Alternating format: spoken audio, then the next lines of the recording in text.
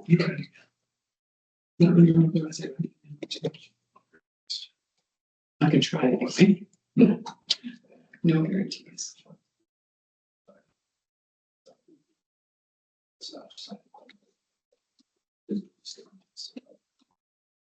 All right, it is 9:30.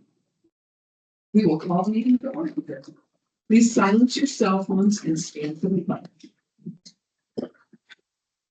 I pledge allegiance to the flag of the United States of America and to the republic for which it stands, one nation, under God, indivisible, with liberty and justice for all.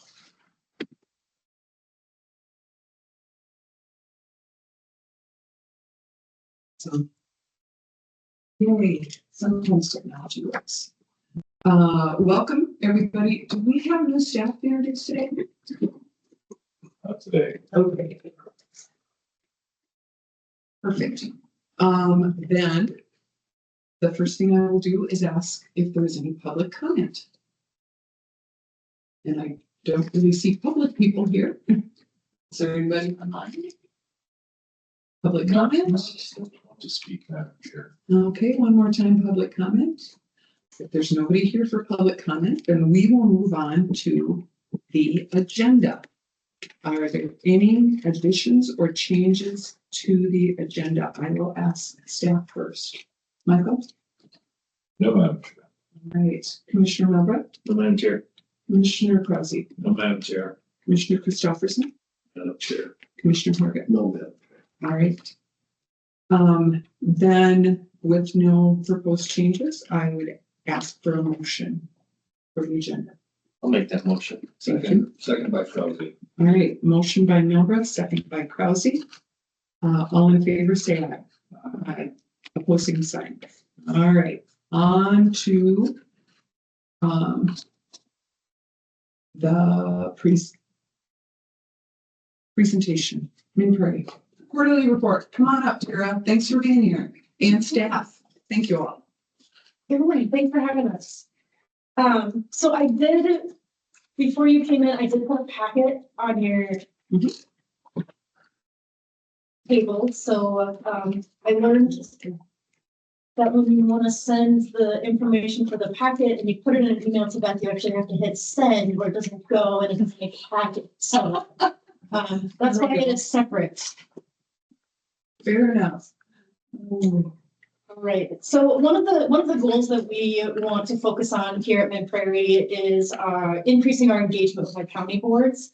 And one way we thought we could do that was by presenting on a regular basis to the board so that we're in front of you, you're seeing the work that we're doing, you get to know us a little bit. And so I have with me today 3 of our program managers, and they're going to share some information about what's happening in the areas that they work in. We're hoping that we can continue to do this on a quarterly basis, but also want to continue to assess whether or not that's the right frequency. And so as we get a little bit further into the year, we'll ask for feedback from all of you as to, do you want to see us more often, less often, or is that just about right? We also want to make sure that the information that we're providing you is something that you find valuable. So we've taken a stab at it for today, but if there are other things that you'd like to know about, or if you feel like we're telling you about stuff that you're like, just makes your head spin and you're like, I don't need all of that, we want to know that too. So we'll continue to seek feedback from you to make sure that we're getting information to you that's valuable. So with that, I'm going to introduce all 3 of our program managers instead of they're going to take turns. I'll just get them all introduced at the beginning. So our first one is Tina. So Tina Rentz is our program manager in adult and disability services. Prior to working at Min-Prairie, she had an interesting job at the Mayo Clinic in the cancer research. She began working with Min-Prairie in 2016 as a case manager. In 21, she advanced to a supervisor position, and then through her leadership and dedication was appointed interim adult program manager in the fall of 23. And then in the spring of 24, that became official. And so she continues to guide a system of improvements and strengthen our internal collaborations. So that's Tina. You'll be hearing from her in a little bit. And then we have Deanne. And Deanne is our manager in income and healthcare assistance. So that consists of our eligibility workers. So those workers who are determining eligibility for the medical assistance, the SNAP, cash support, and then the child support services also fall under income and healthcare assistance. She comes with a strong background with about 30 years of experience in human services, and 25 of those have been in a leadership role. And then finally, we have Patty Harrelson. She is our manager in child and family services.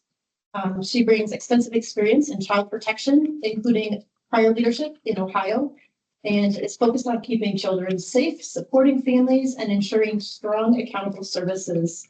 And she lives in Owatonna with her dog, Pepper. With that, I'm going to turn it over to Tina. Good morning, commissioners. Good morning, Tina. All right, so for this quarter report, I'm just going to go over some highlights of what adult services have been working on this quarter. Some exciting things going on. And then included in the adult services section is a list of all the different service descriptions that adult services provides to people. And that's kind of where I'd like your input for the next quarter report. So highlights from this quarter. Last year, starting in January 25, Mid Prairie became the fiscal host for mobile crisis services for Dodge, Steele, Waseca, and Mower County. Now, mobile crisis services is for people that are in a mental health crisis and they need somebody to talk to in that moment and figure out what kind of supports do they need. Can they have a conversation and feel better? Do they need additional services supports to prevent further negative actions? Sparrow is our contracted provider to provide these services in all 4 counties. And through 25, they have done a lot of outreach and expansion in Mower County and in Dodge and Waseca. I think maybe some of you driving around saw some of the Sparrow billboards and things that were trying to raise some of the awareness. Starting in March, so that you guys are all aware, one thing that we also offer is crisis residential setting for people that are going through a very significant mental health crisis.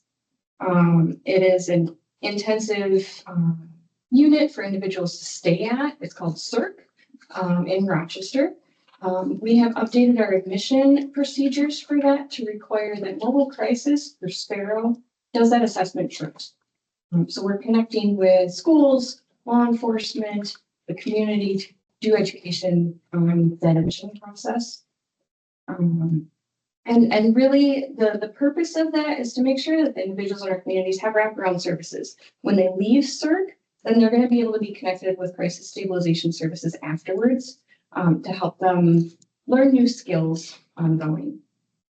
And then another exciting thing that we're currently working on, just kind of bringing to you guys now, is that we're coordinating with Sparrow and discussing with law enforcement the ability to have gun safes with our law enforcement officers or in their stations. One thing that we lack in our area is a place for people that have a mental health crisis to store weapons when they're going through that situation. The closest one that's available for people to use is in Redway, which is quite a drive. So we've already talked with DHS on, is this something that would be allowable? They think it's fantastic. It'd be a service closer to home. So right now, Sparrow has been coordinating with our law enforcement and Waseca law enforcement, and are putting together some information before we bring it to you. It's exciting. And then I have a flyer for a mental health conference that is occurring in Rochester as part of Region 10, our Adult Mental Health Initiative funds. It is the Southeast Minnesota Community Mental Health and Wellness Conference. So I have some flyers if you guys are interested, want to put them anywhere. It is 3rd or 4th year that we are hosting this as a region. And it is a full day mental health conference for community members, foods included. So sharing information about that as well. Along with that, last year, Min Prairie was able to coordinate a mental health conference in Owatonna, and this year we're starting to coordinate with public health in both Dodge and Waseca new conferences here this fall. Substance use services is my other topic. So since 2025, Min Prairie has been receiving nasal administered Narcan or naloxone kits from DHS. Following statute 15137 to facilitate and distribute Narcan within our communities. This has been a lot of our outreach that public health, law enforcement, and Prairie have all been working together on. And right now we share these supplies with local fire and police departments when we reach out and ask. They say, hey, we're low. And something I wanted to highlight was when we started doing this in 25, the reception of grabbing Narcan was low. People didn't know what it was for, or there's stigmas around Narcan itself. At our Dodge County Expo at the end of March, we handed out all 24 kits in the first 2 hours of the event. And that is the full amount that we're allowed to get from DHS per month. So it was a significant amount. We've heard from law enforcement that they are using 2 to 4 kits per person when we're responding to situations. And one thing I'd like to call out in relation to Narcan is a lot of people believe that Narcan is just for people that struggle with addiction. It's not. We have people in the community that receive opioid-like medications as a prescription. We have elderly people that have these that maybe have dementia or memory loss and they forget how many meds they've taken in a day. Or maybe grandkids get in their grandparents' medications. There are accidents that happen and Narcan can help save lives.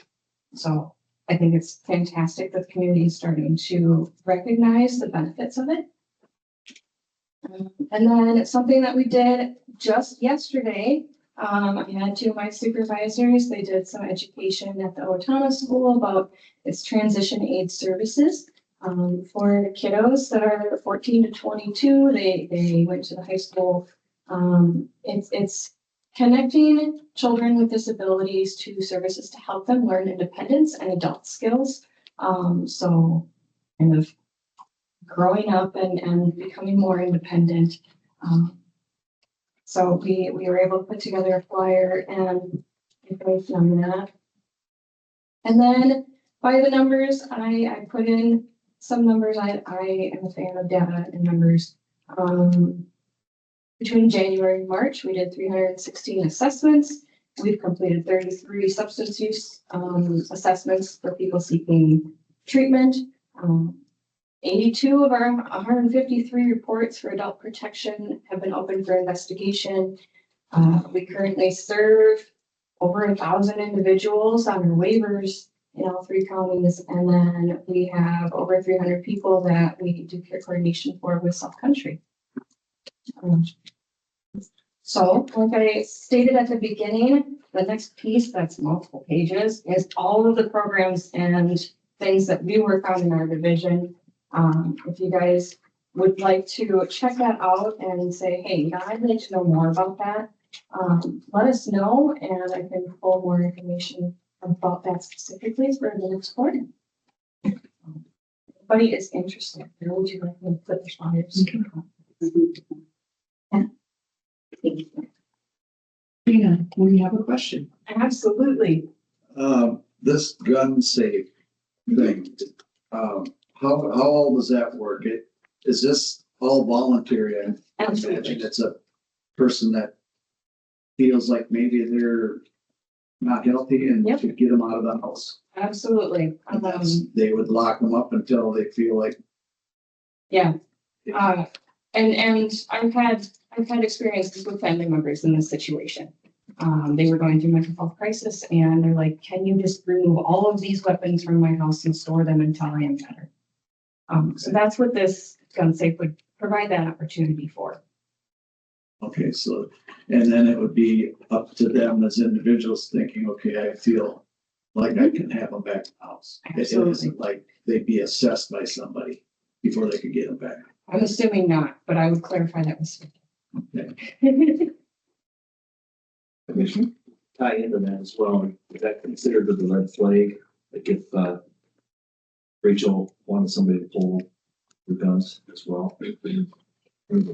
Purple, red flag, purple, extreme risk protection order. I would assume that that would be different, but I'm not sure.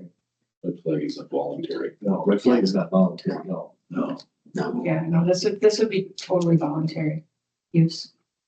this wouldn't be involving the courts. This would be just people doing it on their own. they're taken by the courts, I would imagine you would have them. We do, yes, we have that's correct.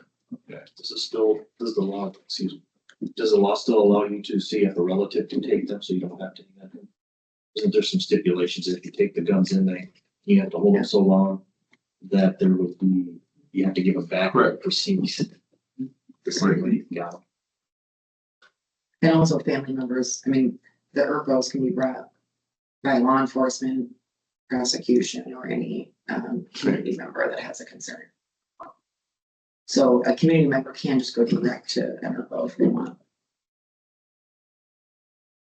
Just to put some context to that, at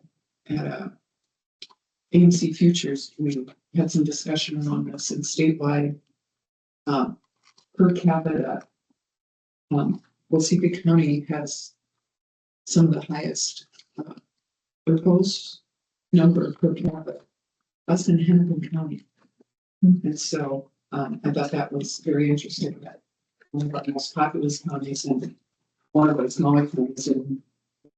And at some point, I want to visit with you about possibly the dynamics around that, because it probably has to do with the integration of how our law enforcement and our courts work together, and how our families work with them to keep people safe. Yeah, because anyone from the public can do one, so that's. Yes. But it still has to, sorry, Go ahead. it still has to be, gone through the courts. I mean, they can come to you and say, I think this gun should be taken away from this person, but it's gotta be, the judge has to The judge has to order it. order it. Yeah, But they don't even have to come to our office. If you believe someone shouldn't have firearms, you fill out a petition and then you bring it to the court. And Right, you to can the- do it completely independent from the county attorney's office or the sheriff's office or local law enforcement. and then you have to show just cause or. Well, no, we aren't actually involved in those. I think that person's making that application has to somehow Have have reason. just cause or. Yeah, correct. There was some concern, from my understanding, when that law went into effect, that there was going to be a lot of false reports, people just getting back at other people and saying. And apparently the preliminary data has not shown that. But I thought it was super interesting. I'm wondering how this will work together, because obviously if government can stay out of something like that, and we can do it in a less prescriptive way that lends to people's safety.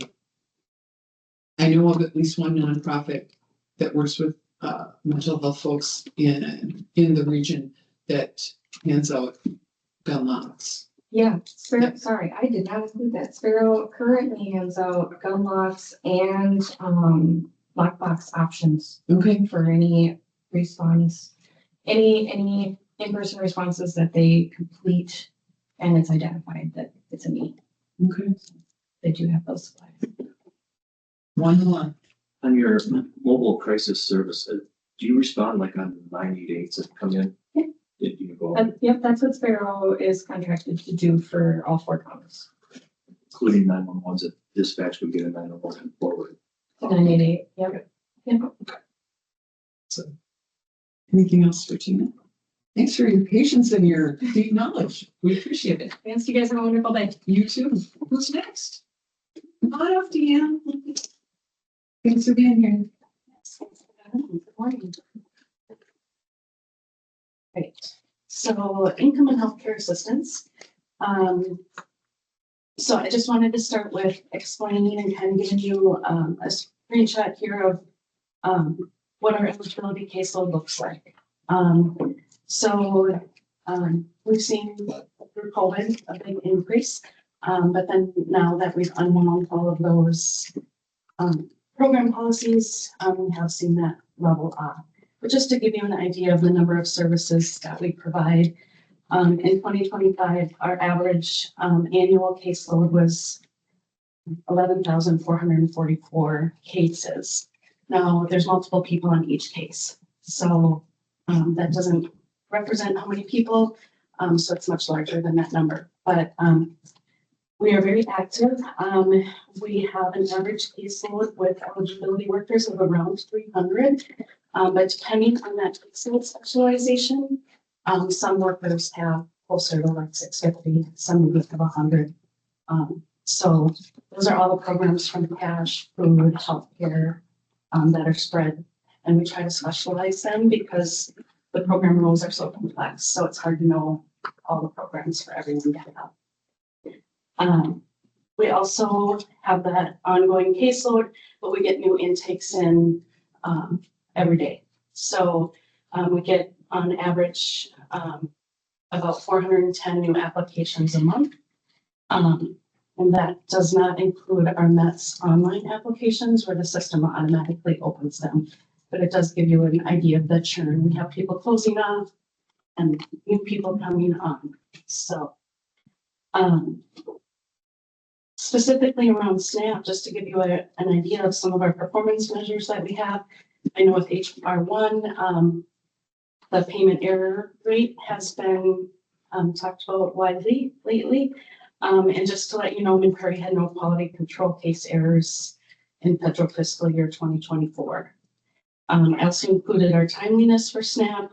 We're required to process SNAP applications within a certain time frame. And so hopefully yours isn't, did you get a color printout? Okay. So the top line is Prairie. And so on that little graph at the bottom of the first page there. So you can see that we have consistently been a very good performer in our SNAP timeliness. In 2024, we had 94.4%. The line below that is regional performance, which in 2024 was 90.8%. And then the statewide average is the bottom one, which is 82%. So our performing committee is strong and above statewide performance, as you can see. Because of HR1, the state is actively working to reduce those SNAP payment errors to avoid the federal cost shifts. And so I sit on the SNAP subcommittee with Max and ANC, and we've been working really hard to address those things statewide through, additional staff training, some case review requirements, and other process improvements. It's challenging due to outdated technology, complex programs and policies, and this rapid change. I don't know if you've all seen the demo of the systems that we use, Access. Yeah, so it's old and it needs updating, but it sounds like it's gonna hopefully happen, but it will take some time to get all those systems going. So there's a lot of talk about how we bridge that technology in the meantime until the state can modernize the systems. One thing we're doing at Prairie that I'm really excited about is we are in the process of implementing EVA, which is an AI-powered virtual assistant that will specialize. There's three components. There's EVA Phone, which will help us with answer phones with public available data. It's shown in other counties and states that use this product that it answers about 30 to 40% of those phone calls. And then EVA Companion, which is somebody that sits on the icon on the desktop where like a ChatGPT, you can ask it questions, but it's all internal based. And so it's going to have all the manuals and stuff that the state provides us so that we can find information easier because the state manuals are pretty also outdated and not very user friendly. And then there's an EVA interview component for rights and responsibilities. So rights and responsibilities is something that we have to give everyone that applies. And so it's about a 10 to 15-minute conversation with every applicant. So we can transfer, when we're done with the interview, transfer that to Eva. She can go over all the rights and responsibilities.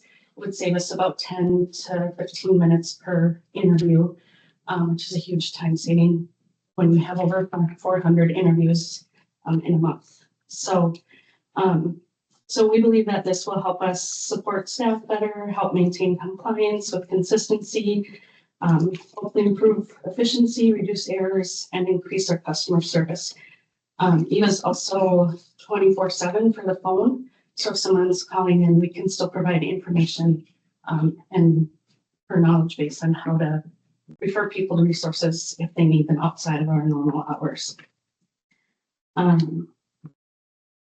This next part here, this like chart was just an example to show you when we're talking about rapid change.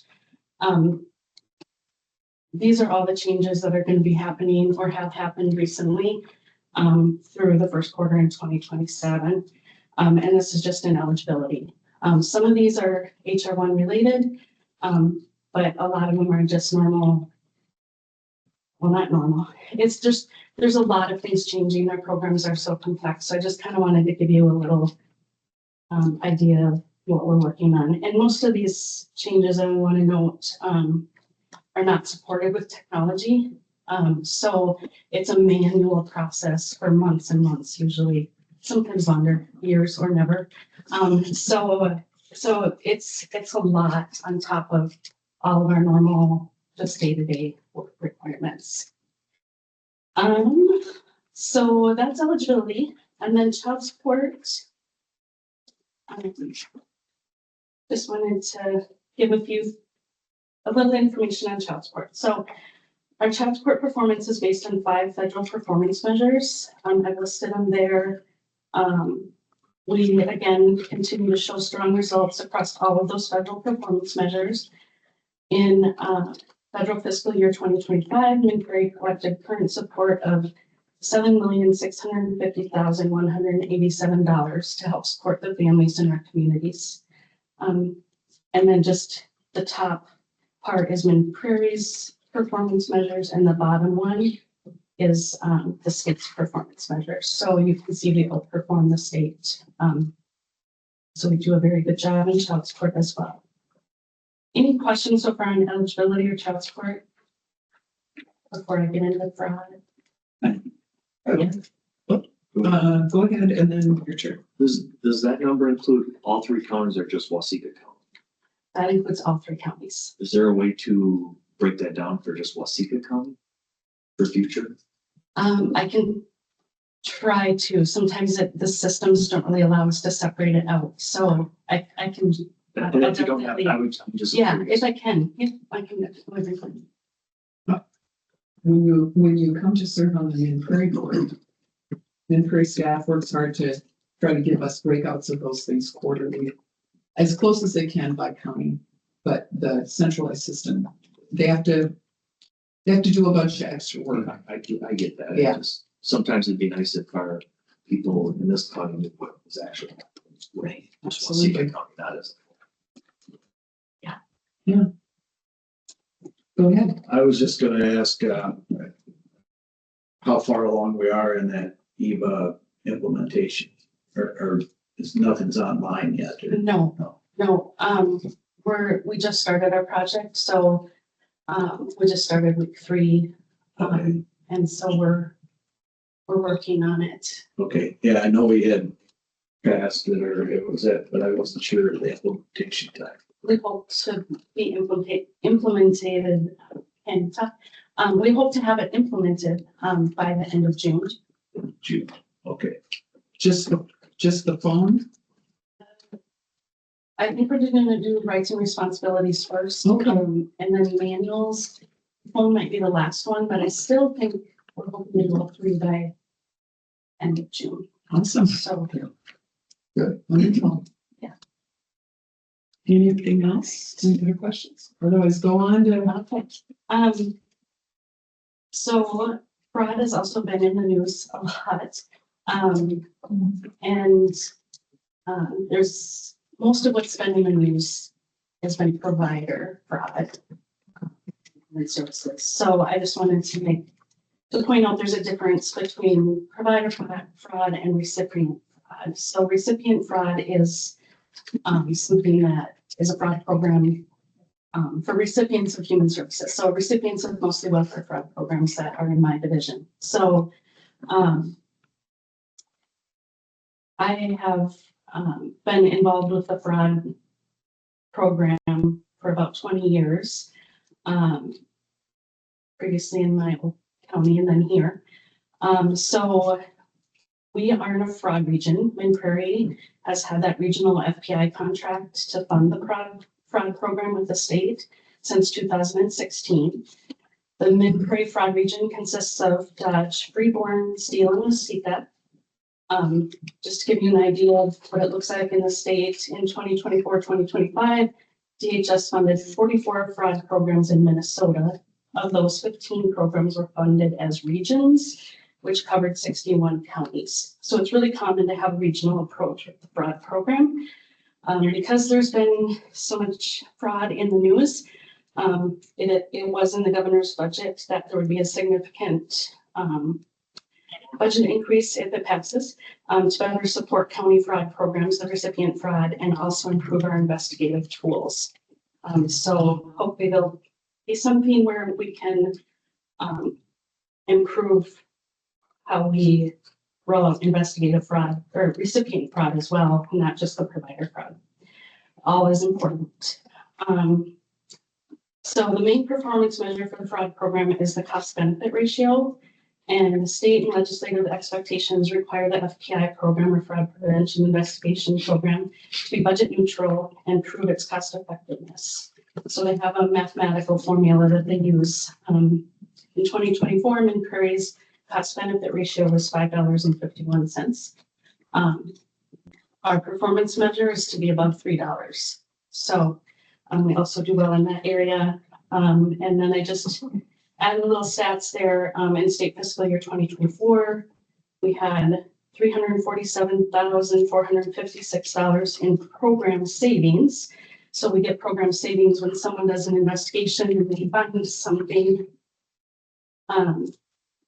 that we then close that case. So we're saving those benefits from going out. And then we had $168,245 in overpayments. So that's when we have an investigation and we find stuff that happened in the past and they were overpaid, we can go and collect on those overpayments. That's how that works. So that's all I have for now. Do you have any questions on anything else? I just have a comment, I guess, on the fraud thing, you know, when you look at that $5.51 return, you think, well, if we're putting more money into that, if we're getting $5.51 back for every dollar we spend in enforcement, the issue is most of that money goes back to the state. So it's got it, the fraud prevention has to come from them, the funding, Right. because most of it's going back to them because it's program saving. So there isn't as much savings to us as a county. So that, you know, so yeah, it's got to come from. Yeah. Obviously, Mid Prairie is doing a good job of using the resources we do get from the state. Anything else? Go ahead. 2 questions. How many counties actually have law enforcement? As they're from the There's West. an ordinance there. How do I shut off that, the comment area off to the right hand side? I think we got that squared away. So I don't know the exact number, and I think it kind of ebbs and flows. There's a mix. Maybe it's kind of like half and half, statewide, where there's a lot of, licensed officers that are I wonder, performing, and then there's a lot of like, there's a company that you can contract with, which is what we do, to provide those services. And then some counties just hire their own investigator who's not a licensed police officer. The company that we hire is somewhat limited of what they can investigate. So, look into. What do you mean by limited? They have the same tools that all the other fraud investigators They do. would have. Now, if you're a licensed police officer, you have access to law enforcement databases, that are helpful. So then that would be a tool that we wouldn't have, but a lot of investigators don't have that. Then my other question is there a breakdown of Waseca County of what happens here? That one I know I can get, Okay. but I don't have it with me. So I'd have to pull some stats from our statewide fraud system. So, Thank you, Deanne. thank you. For sharing your expertise. Patty, come on up.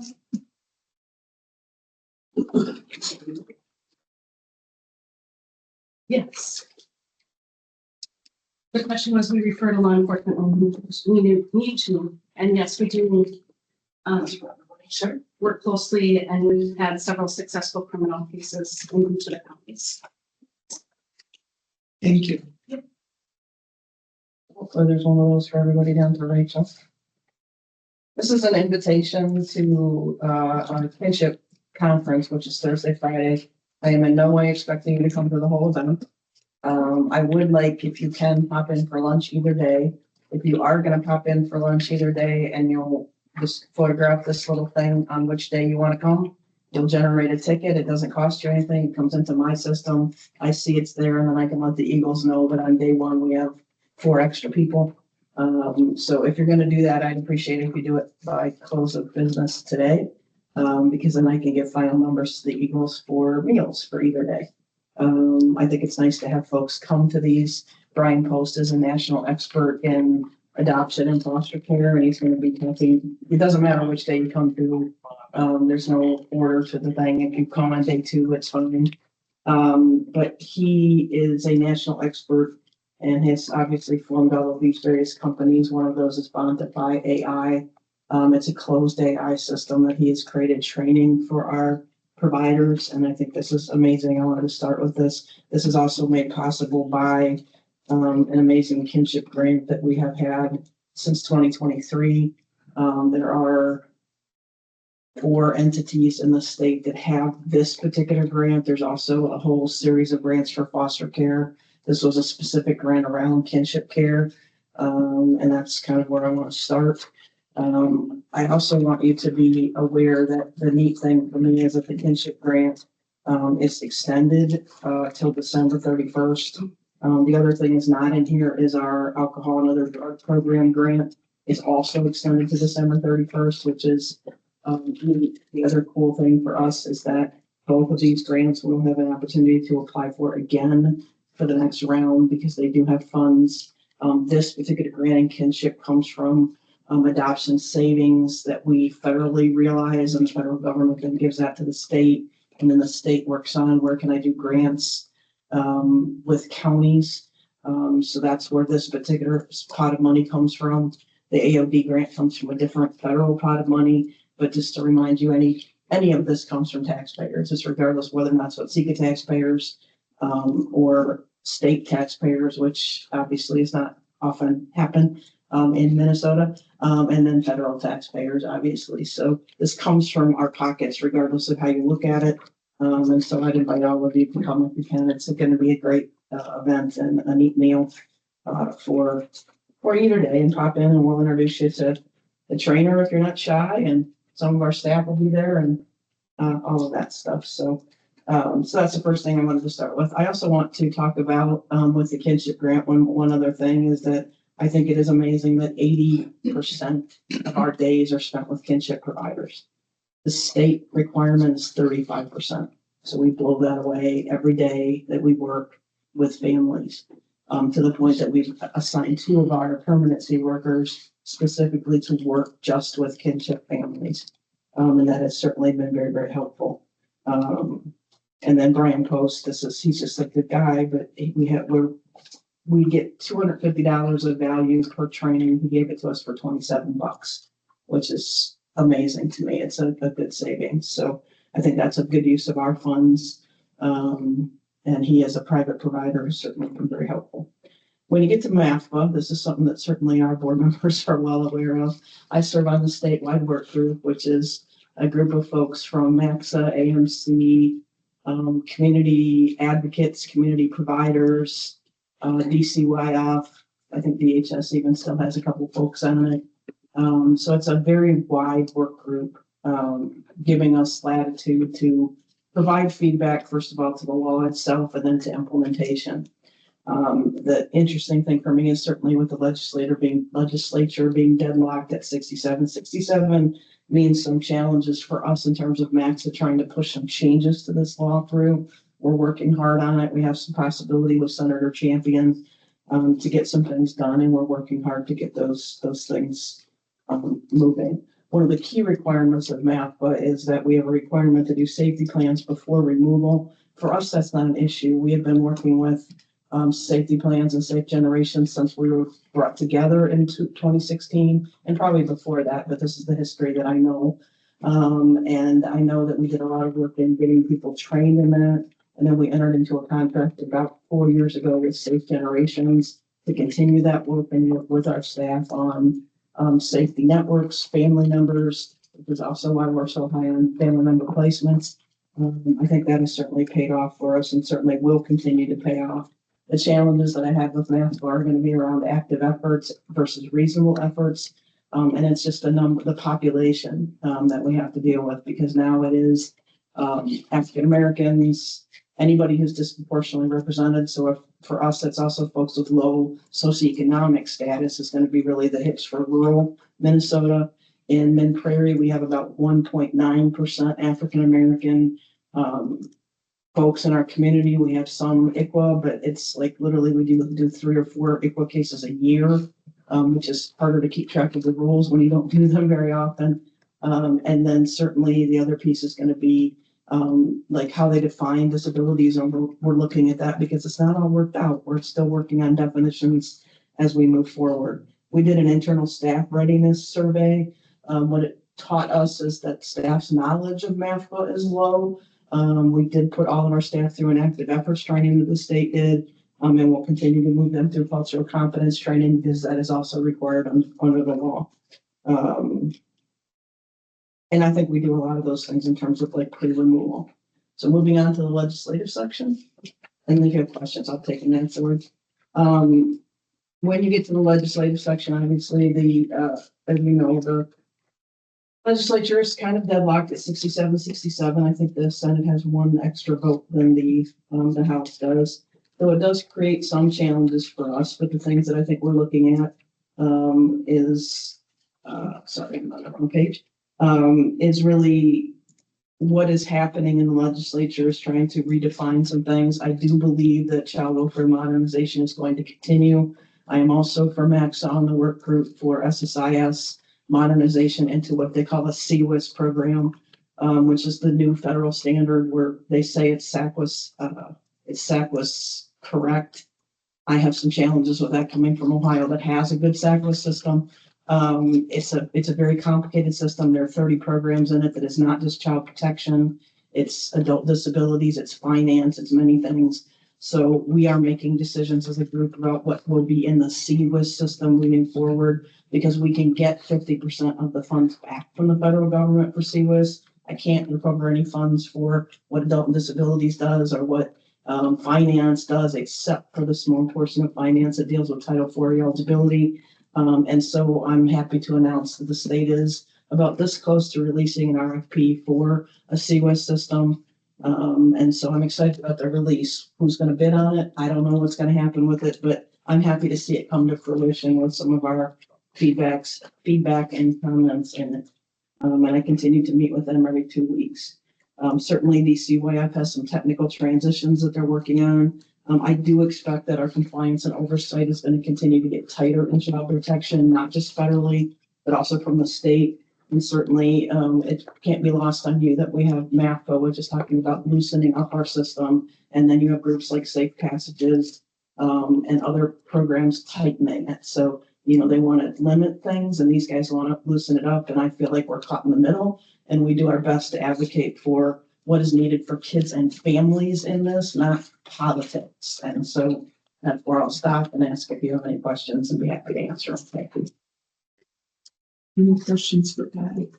You're smiling, Brad. Is that a good thing? Yeah, it is a good thing. Okay. It is a good thing. I don't know. Questions that anybody might have? It doesn't look like it. Good job. I just want to thank you and all the Newbury staff, for coming, sharing information with us. I am particularly thankful that, you are engaged in the statewide national conversations about where these things are going, because, you know, you're either at the table or your lunch. And I appreciate that Newbury is making a decided effort to be at the table for us, so that our perspective from rural Minnesota is spoken. And somebody came up with a question. Okay, one more. I do have a question. Long-term holding of juveniles, are we working on something in Minnesota? So we don't have to go to the East Coast or the West Coast to house these individuals? You mean for placements or for corrections? For placements. So for placements, well, no. I'm just be honest, the state has not That's done good, that's good. it, and we've asked the state continuously, so we just had, Monday or Tuesday, today is a mental health continuum of care group that some of my colleagues on Max are interested in doing. You know, what we're having is less and less and less long-term placements. I will tell you that we have not been successful at defeating the current law that says, as of X date, 10, 11, 12-year-olds are no longer to be considered juveniles for a delinquents. I'm not opposed to parts of it, but what the representative did was he changed one part of the law dealing with chips. The CHIPS statute does not require us to open a case in screening. So we did like this much, and there's this much that needed to be done in the law. And so my fear is that what child protection entities are going to do is say that's not our issue or challenge, whether they committed a crime or not, whether they did something that would have been a crime. It's not our job, basically. That's what I fear statewide. I'm not just talking about here, is a concern. The other big issue for me is, do we have a place to contain youth who are problematic? And not that all of them are, so I want to be clear. But we do have youth that have knives, have guns, have in our custody, like in custody, who go after our staff. So I do think protecting our staff is important, but I also think, how do you help the kid's mental health issue? It's not just passing the kid along, it's trying to figure out how can we get to the bottom of it and fix it. I will also tell all of you that anytime you put on an intake for a kid going to a placement, if you use the word aggressive, it automatically kicks them out and they tell you no. So we're working with our staff on different ways you can say push the kid versus aggressive, because they come back and it's aggressive means to them, I pounded a kid's head into the ground. It's not always aggressive. Aggressive is I could have shoved the kid. Aggressive is I could have threatened the kid. The other thing for me, honestly, is I believe that the way we deal with kids who are having challenges, we actually create more of our own problems. When you grab a kid who is already triggered, they are going to get worse, and they are going to shove, and they are going to push, and they are going to punch, because we don't know how to deal in the state with kids who are triggered. Kids get triggered because of things that happen to them at home. How do you help the workers, and it's placement workers in particular, not in our end? So like you look at somebody at one of the placement facilities, I do think they need better training in how to handle kids who are triggered, because we set them off as a system, as a big system. Yeah, and I know there's been placements, you know, east or west, whatever, Yeah. and you have to go there every 28 days Oh, yeah, every month and do the follow-up, and I mean, that's a huge bill, it is. a huge bill, and that's why I was hoping maybe something in Minnesota would come around at some point. Nobody has yet. And I will tell you as a good thing. So we have a placement staff person, Joe Gannon, who is exceptional. She had a kid who was about to be sent to Florida, and I worked a lot with Tara on, okay, what does that mean? It means every month we have to go see them. And what we typically do, so you know that we save money, is we see a kid on the last day of the month and then the first day of the month, and then that meets the whole period because you're already down there. So really, we travel 6 times a year, not 12. So that matters budget wise. The big issue for me, or the big thing for me though, is Jill was able to find a local placement after calling 136 different placements. She got somebody to take this kid in, and she was able to place them locally in Minnesota. So that was a big deal, but that's how hard my staff works to try to not do that. But when we have to, we have to. I appreciate that. Thank you. Thank you. Thank you all. Ms. Ferry. Being here. Yeah, and my only comment is, going to our township meetings. I spent the most time I ever had talking about human services in the legislation and what the cost implications could be to the county coming down the road. So I know your guys' jobs are very challenging, especially in what's coming down the road. Thank you. Thank you. All right. Under presentation, letter B. Request for Sheriff's Office operational planning. Yeah, thanks, Madam Chair. I'll just step through this one. This is a product of some of your requests that I was able to meet with Sheriff Lewis last week a bit and just kind of talk through. All this really does today is, as stated, it's just a request. So it kind of spells out, these are some of the common questions and themes I've heard from some of you folks as we think of just a really significant process moving forward into new space, the impacts of operation, the coordination that's required. This is just really a request that the second meeting in June, if the sheriff would be able to come back and involving staff as he deems necessary to just step through some of these items. And I try to put on there that this isn't like an exhaustive, exact, detailed oriented list. It doesn't have to look this way. It's just here are some of the things that I'm hearing as the asks or the common asks throughout this whole process, so that the board understands and is able to convey that information themselves as well, and have some assurance in their own mind as far as what this process looks like. This is obviously something we've never encountered before, so it behooves us to put a lot of time and intentionality to it as we move forward. But that's really it, Madam Chair, unless any of you folks have something to ask. Obviously, the sheriff's received a copy of this as well. I'm gonna add just a couple comments. I appreciate board members who've made sure to have input on this. We know as this building project moves forward that it is going to affect our operations and how we do things. And and one thing that Michael didn't mention is planning for this is going to have some budget implications for 27. So obviously we want to take that into account. And we can't do that if we don't stand it up and start to figure out what it looks like. And we want to make sure that we're resourcing these changes adequately. And some of that, and this isn't just the sheriff's department, obviously. This is how the sheriff's department interacts with our county attorney and how they interact with our courts. And establishing policy and guidelines to make that happen in a smooth fashion. Because heaven forbid we should move into a new building and be making those changes at the very same time we're changing all these processes. If we can change processes and practice that ahead of time so we have that pretty smoothed out and get the kinks out, then when we move into the building, it should be a much smaller lift. So let's lift one thing at a time. And so we really appreciate your help in figuring this out sooner rather than later and helping us figure out how to resource it. Other comments? Chair. Yes. Jay, unfortunately, I know how things work, and my big issue is making sure that things run smooth with the other jail. And by that being like, a couple weeks ago, there was a problem with a court time that couldn't be set up. And making sure that our court is able to get these people in and that they're not treating our inmates as second-class inmates, I guess is my theory behind that. It's gotta be, this is Waseca County Jail, these are our inmates, and we need to get them to court. We need to establish that precedence right away.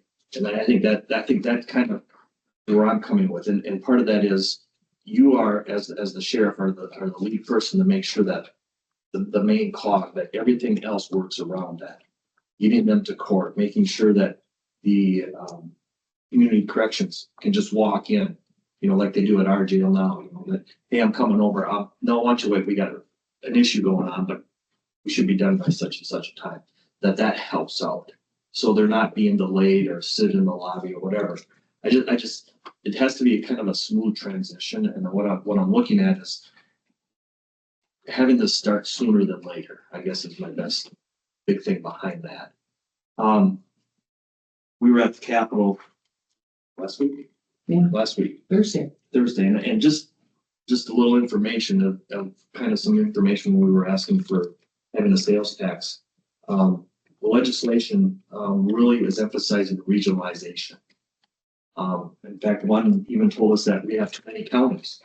Yes. They want to regionalize the courts, the court system, anything to do with state government, they want to regionalize. And that's what's being talked about at the state level. And we are, as the county, we're kind of moving ahead a little faster than probably other areas. So I think this is a good opportunity for you to grab a hold of this and show what can work. And I think that'll make a difference. But being involved and making sure that it's a smooth transition. My other question is, have you told staff that they're not going to lose their jobs? Nobody's losing their jobs out of this. I mean, that's a big thing, because staff gets angsty about that when you're talking about things changes. Am I going to have a job? Well, our plan is nobody's going to lose their job out of this. So I think sitting down and talking with, if it's whatever county we're going to go with, to plan ahead and get that situated and make those steps. That's all I got. Thank you. Thank you. On the regionalization topic, I would just say one thing too. I'm appreciating that we are going at this in the fashion we are, because there's regionalization that happens to you and there's regionalization that you choose. And when you choose a regional approach, you retain local authority. When regionalization happens to you, you lose local authority. And it is our intention to retain local authority as we make these changes that make sense for a small rural county.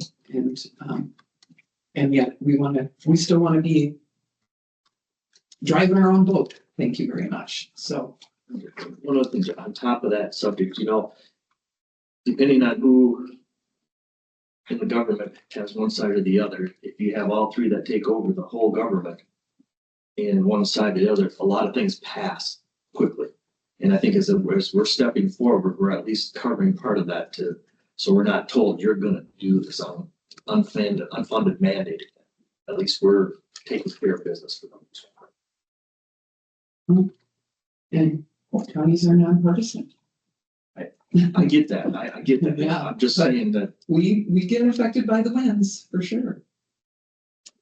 Other comments or questions for our sheriff? We appreciate you being here and working with us to make sure we're ready to go. Thank you. back on that subject. You're gonna have me because I'm popping up things as they're coming up. Budgeting for 2027, I'm sorry. Thoughts, and I'm hoping that you can come back with a plan for the new building with the scanner and the security system set up for that as well. You know, and I know there's gonna be job description changes within corrections and things like that as well. And just reaching out to HR, other counties that utilize their correction officers other than just sitting in the jail. Thank you. Awesome. All right. Then next we move on to approval of the county board minutes from April 7th, 2026. They were in our packet. And I would look for a motion in a second or any corrections that are necessary. Thank you. Second. Motion by Commissioner Christopherson, second by Commissioner Hargit. Any corrections? Hearing none, all in favor say aye. Aye. Opposed, same sign. All right, then let's move on to our consent agenda. Consent agenda items include the approval of bills, March 2026 monthly transfers, the 2025 County Feedlot Officer Report and Review. Thank you for that annual review that shows that our County Feedlot Officer is doing a good job. Fund transfer requests for SCA reinvestment funds and fund transfer requests for opioid settlement funds. And, those both are transfers for work already done. So I would look for a motion. I'll make a motion as a slate. Thank you. Second. Thank you. Motion by Commissioner Milbreath, second by Commissioner Christopherson. Any questions or discussion? Hearing none, all in favor say aye. Opposed, same sign. All righty, excellent. One action item. Opioid settlement grant approval. Sarah, welcome. Thanks for being here. Me. I love the day here.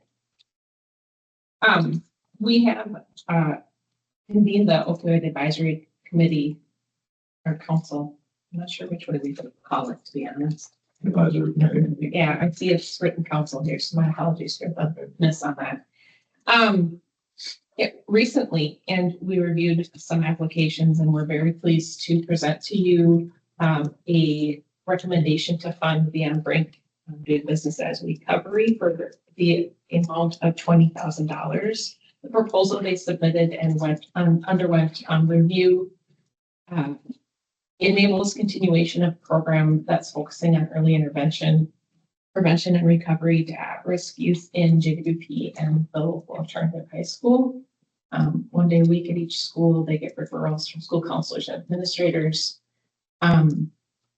It's a program that we've heard about and are excited to put forward to you for funding. They have, I don't think it's noted here, but one of the many questions that our review committee asks about is current funding and ongoing funding, because we have concerns about wanting to fund places that have gaps and not duplicating funding. And so just please know that that was a conversation that we had, and we still are putting this forward to you because at the current moment, this is the funding source that they have at their disposal. Awards are always done on a reimbursement basis. So we will draw down the $20,000 after they have spent it. And we will be happy if you approve this request to do that administration through public health. Please know that applicants who are not brought forward at this time are notified and have the ability to adjust and resubmit. However, we also want to let you know that with this request, we have allocated the $50,000 we had set forth for the year as kind of a soft marker of where we wanted to be. And so we will continue to look at applications. We'll continue to review them. If you have interest in providing guidance to the committee about the rest of the year funding, we would be very interested in hearing that information as well. Anything I didn't cover? No, you covered it well. I would just restate the same. We heard this out quite a bit at the last advisory committee conversation. And kind of the impetus to add on to what Sarah stated is we needed a target for something at the beginning of the year. So we threw $50,000 out there, not knowing what levels of demand there would be, not knowing how many applicants there would be, not knowing the opportunity.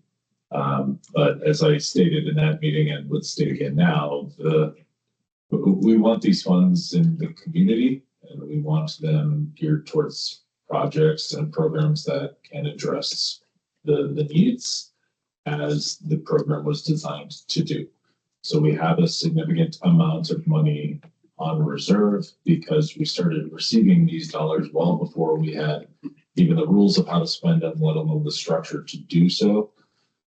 So I'm extremely comfortable, as was the vibe I was getting from the opioid advisory committee, to continue with our additional rounds of applications. That doesn't mean funding happens, but at least we want to know and not stifle the momentum that we have right now from a community standpoint. So I just wanted to express that as ultimately like we just called it, it's an advisory committee, right? They make recommendations. The action for each day is to approve those dollars. That process isn't going to change. So if there's additional questions in the future, perfect. But we want to at least get to the point of being able to ask the questions and make the recommendations, not just have a hard stop. I think one question I would have is routinely with these different asks that come up, it would be, what's the fund balance? Just as we go on, and we know that that is getting replenished, and we need to be reminded of that too, that it is getting replenished. And sometimes at a faster rate than we even realize, because of some of these settlements continuing to be made, we keep getting more money in that account that, like, oh, where did this come from? Which at this point is a really good situation to be in. But 18 years from now, when some of these things start dropping off, obviously we want to be thoughtful moving forward so that we're making the best use in a long-term fashion. So I would make that request. Absolutely. So, And some of these funds still are ongoing year to year on certain county functions. Assist with the county function. Oh, as far as the reserve balance being used, not really. I mean, every award that's happening, at least now, is being awarded on an annual basis. Not necessarily. Well, I mean, there are some that can extend past an annual basis, but it's not in perpetuity. The one extensive one that we've had, which was the Youth Mental Health Navigator program, which I think is the last year, if I remember correctly, it started one, so it should be year 5. That was the $10,000 a year, but we don't have any long-term commitments. Like the task force funding. The task force funding was approved for that year. That year only. Yeah, that can be a separate request as well. But as far as what that approval was and requested at that time was for the 2026 costs. Okay. And we'll need to have some discussion about this, because one of the parameters around this is that it is not supposed to replace existing funding. So we're not supposed to save the county money with this money. We're supposed to provide additional service.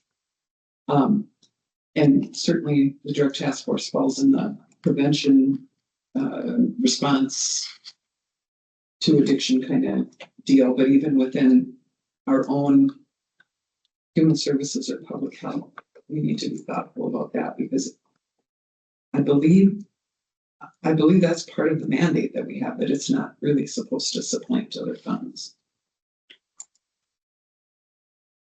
So that must be our balance. That is your balance. With the 20,000 or without it? Without. Okay.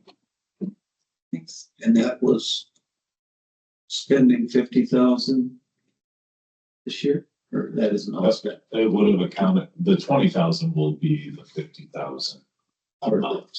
Yeah, so 20,000 is what is left of the original 50,000 budget target or allocation for the year, yes. So we've spent 30 already. Okay. So still got almost 220,000 if we approve this. If we approve this, you'll still have over $300,000 in balance, yeah. Okie doke. All right.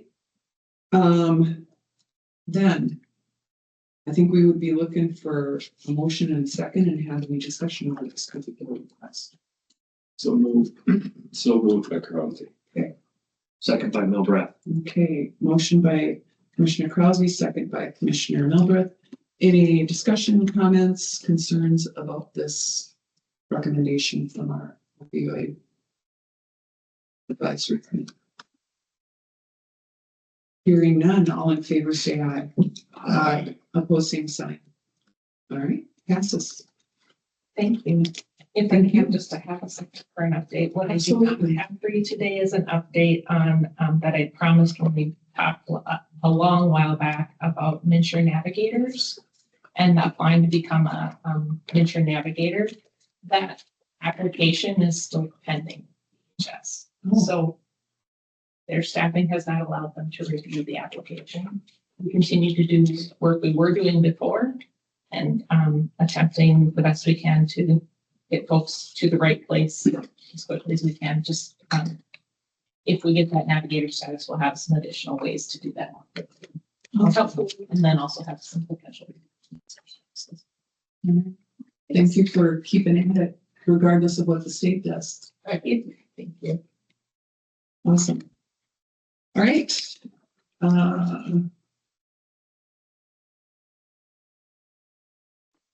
On to administration. Michael. Thanks, Madam Chair. Not a lot I have to throw at you today. This session going after the fact too, so we'll probably hear some more stuff out there perhaps, but a lot of something I mentioned and things from the first time this morning. Covered a little bit of library conversation in the context of that meeting. There'll be a lot more of that coming your way, but just to give some high level chronology of where we're at. The sunset of that group, Commissioner Walter, Commissioner King from Waseca County, Joe Martin, the county administrator, and myself have been meeting to kind of develop some documentation and plan to ultimately bring back in terms of joint work session to you folks next month. We're getting both of those boards together and talk through next steps. Prior to that, Joe and I have met a number of times with both Stacy, both Stacy's TDS version and the Waseca Library version, some staff to get a better understanding just of operations. Where are the demands going to be? Where are the needs going to be? What's the staffing situation? So this Thursday, we'll get together with Melissa and just kind of talk about what would a county level corollary look like. Library, existing JPA staff, became county staff. What does that mean? And how does that play into the overall decision-making process as we forward? So we're making good progress, but ultimately, as we get into budget season in the very near future, want to make sure that that's part of an integrated process. So we know libraries are already budgeted item, but having some better, maybe more department level understanding, if you will, of what that operation looks like. So continuing to make some progress and get closer to that goal. So just wanted you to be aware of that process. Heard a little bit about legislation this morning. That Mid Prairie update, and yeah, of course, right on. There's some active things we're requesting as it pertains to NAFTA. There's many other things out there. In a lull right now where stuff is getting discussed, and there's no new bills being introduced at this point. It's just what's in committees and the horse trading that's happening in some of those conversations happening that we're not a part of as of yet, but we'll start to hear some of the results in the near future. Happy to have had Senator Klobuchar here this last Friday. That was really quick turnaround. Well, her staff reached out, and thank you to those that were able to get together on short notice for that. But got some good updates on our congressionally directed spending request. And I've mentioned before that I put together CDS applications for Senator Smith and Klobuchar offices and community project fund request for Congressman Finstad's office, and all of those requests were pretty similar, I'd say, in terms of the funding mechanism that was was used as the justification for the request, focusing on a lot of our, what would be soft costs and equipment costs in that judicial building in the not too distant future. So got a lot of positive comments back from the senator on Friday as far as the chance for some of that work to happen. So that's always positive to hear. We had confirmation from Linstead's office as well too, that request had been formally submitted and requested, which is kind of a bigger hurdle to get over. Is for them to actually recommend it for funding. So good news all around so far on that $3 million request. Anything else I can address or answer at this point? One question, back to the library. I would imagine in you've identified some efficiencies. Doing it as a 2-county versus just being our own deal as far as the libraries. Is there enough efficiencies to make it work? Because when you talk about a joint powers board, there's expenses to that too.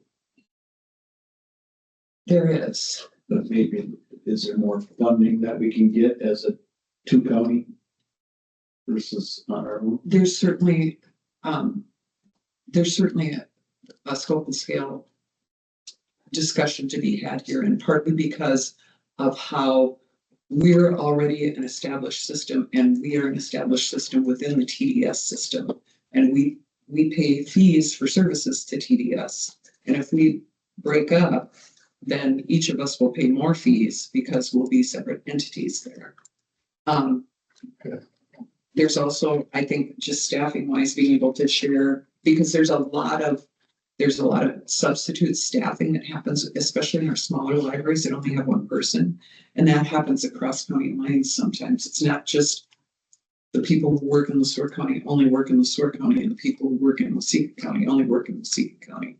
Some of them libraries, maybe don't have a librarian there a couple days a week, right? And they only have one. And so if that librarian is sick, and in order to, there is a correlation between how many hours a library is open and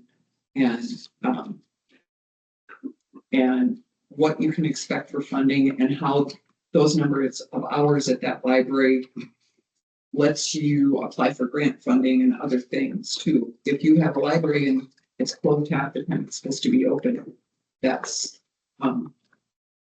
that will definitely affect your ability to get other funding. And I assume you guys were looking into that and finding. The only thing is sometimes the philosophy of 2 different boards is very, That's why we gotta have. Yeah. In fact, one of Joe's recommendations yesterday as we were ending our meeting was, if we're gonna do this, at least one annual joint meeting between the 2 boards to get updated on the library, to make sure we continue to have that ongoing common understanding and philosophy is going to be important. right. All right. Yeah, apart from that, you have HR announcements in your packet. Anything you want to mention specifically? Okay, and you'll have that community development update in your inbox, but that's all I really throw at you unless there's other things for admin staff. Right. Then let's do some, okay, community up. Let's do quick commissioner updates so we don't get behind. And could I start with Commissioner Harvick? Yes. Madam Chair.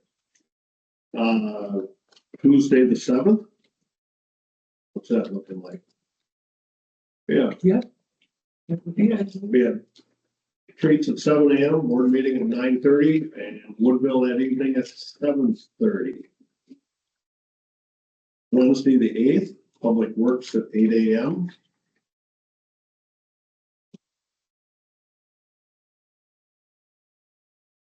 8th at 6 p.m. was the Waseca County Historical Society. The 9th was planning and zoning meeting here at 6 and 7 p.m.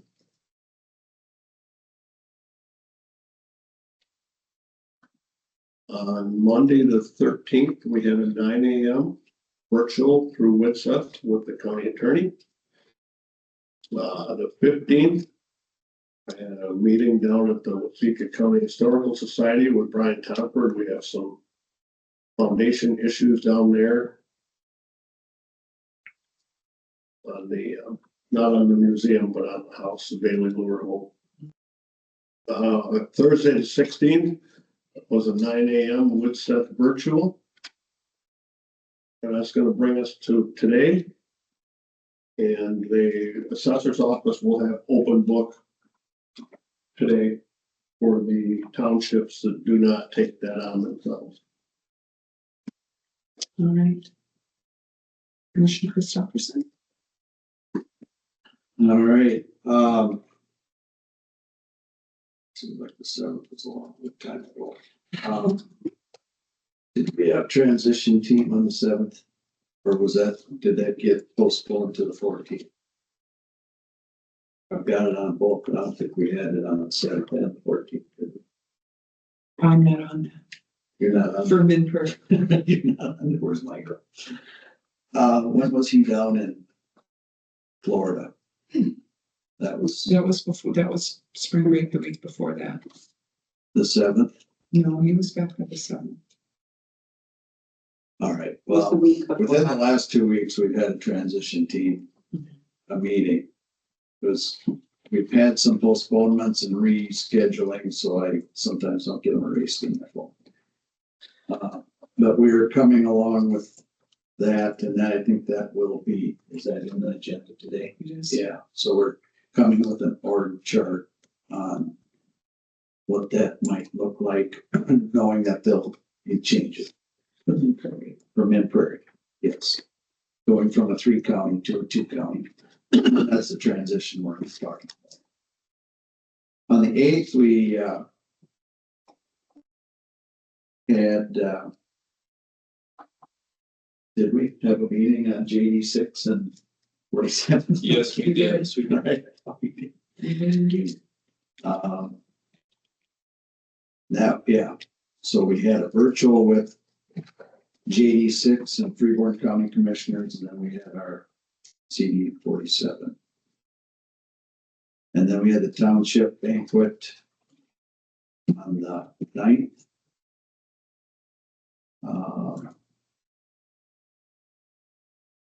I think that's pretty much all I've got to today, other than last week I did walk a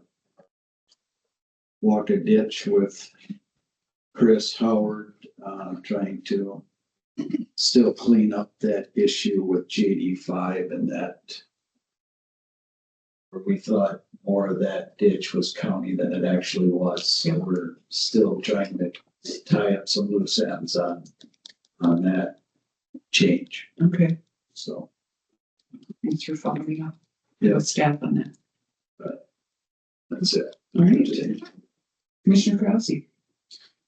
Yes, back on the 8th was highway of morning at 8, ditch at 9, and the region 9, 6 p.m. that evening.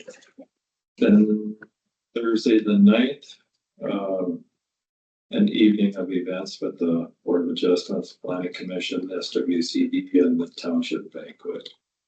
That was a full one. Yeah, so everybody got spread out. Then on the 13th, 14th was did attend the City Planning Commission meeting and Wilton Town Board meeting. Then 15th was the EDA. And then the 16th was Wilton Township Local Board of Equalization meeting at 1 p.m. That brings us to today. Commissioner Milburn. Let's see, on the 7th, we handed out donuts in the morning right away. We had a board meeting, and a township board meeting that night. On Wednesday, the eighth, we had pitch meeting in the morning. The 9th, we had our township banquet. On the 10th, I had a meeting with the chair and Michael. On the 11th, I had coffee with the commissioner. On the 13th, I did a virtual training of appeals and equalization with AMC. I had an opiate advisory committee meeting after that. On Tuesday, I was at a planning and zoning meeting at the city of Waseca.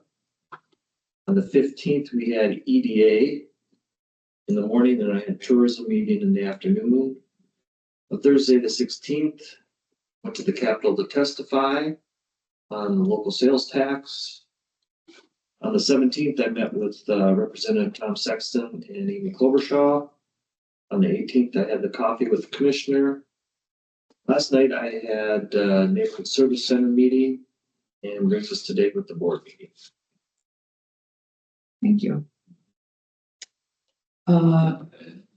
With the rest of you, we handed out treats to staff on the 7th, and we had a board meeting. That evening, I went to the Janesville Township meeting in Janesville. On the 8th, I was at the JD6 joint ditch 6 and county ditch 47 meeting. I listened to part of the Women of NACO meeting virtually on the night. Went to the township banquet long enough for part of the social hour before I took myself off for the SWCD meeting. On the 10th, discussion with Michael and Commissioner Milbreath. In the morning, that afternoon, I stepped over to wish Samantha the best as she transitions into private sector job and thank her for her work. 13th, sat in on a virtual meeting on county attorney furniture layout. Then I met with Michael after that, and then I did the AMC Lunch and Learn on Board of Appeal and Equalization, which was very good, and it is recorded if anybody wants that. And actually I ended up sending it to Brock in the assessing office because I thought it might be a resource for them to share with even constituents who are having a hard time understanding how taxes work. I went over to Iosco Township, and they could not have their Board of Appeal and Equalization because they missed a publication in the newspaper, so they had to postpone it. It is coming, I think on the 8th of May. I did see the posting in the newspaper, so now they got it posted and they can have it, which will be great. Library board meeting that evening at the Janesville Library, and then because we were already in town, I went off to the Janesville City Council meeting. Morning of the 14th was the Blooming Grove Board of Appeal and Equalization. Staff did a great job helping the town board understand the process, answer questions. They didn't have anybody there asking for any changes. Then we had a touch base on libraries with LeSueur County on the 14th as well, in Michael's office that afternoon. On the 16th, I was with Commissioner Milbreath and Michael up at the state capitol at the House Tax Committee. And I was glad that we were one of the early presenters. And it went well, and thank you to Tom Sexton for sponsoring our bill on the House side. That afternoon, we had a meeting with Waseca and ANP or not that afternoon, actually on the way up in the car. We were in on a virtual meeting with Waseca and ANP on the new building. Got home and got in on part of the NACO Rural Action Caucus meeting. Then a data modernization work group that I sit on in my role as SHAP chair. Then I got to go to Janesville and do a groundbreaking at Veterans Memorial Park, Midco is overlaying the city of Janesville in fiber optics. They started yesterday with digging down at the corner of my street. So there was lots of action down there between the shouldering that's happening by the county and Midco. That was my corner was a busy place, but it was great fun to be part of that groundbreaking. And we need to engage this county with Midco because they have willingness and interest in expanding outside the city of Janesville, particularly in some of the areas where we have a little more density in housing. Up Elysian Lake Road, maybe around Reed's Lake, places in the northern part of the county that don't have fiber. They expressed some willingness to have some discussion with us about, where we've got things and how we might partner. And so I'm anxious to get those connections made. Food co-op meeting out at Farm America after that. And then Friday I was up at AMC board meeting in St. Paul and left that a little early to get here so that I could be in on the visit from Senator Klobuchar and talk about that congressionally directed spending that we're hoping to get. And yesterday I was in on the AMC legislative update, the virtual one. Tara and I met in preparation for today's Prairie board meeting because Tim chose us, Dutch County, who is the chair, isn't going to be there today, so as vice chair, was making sure I was prepared for that meeting, and I appreciated the time with her. And then yesterday we had another meeting on the library with Commissioner King and Administrator Joe and Stacy and one of the board members from Waseca County, Jen Weber, who was on our library board. We got a chance to talk about what the library might look like, and after they looked over some of the things that our administrators had put together, that they could ask some questions and start sharing a little more information to firm up a little bit what we know and what we don't know. And here we are today. So that's our commission reports. Next on our agenda is a closed session. Performance review for Michael Johnson pursuant to MS 13D.05 sub 3A. So at this point, I would close our meeting.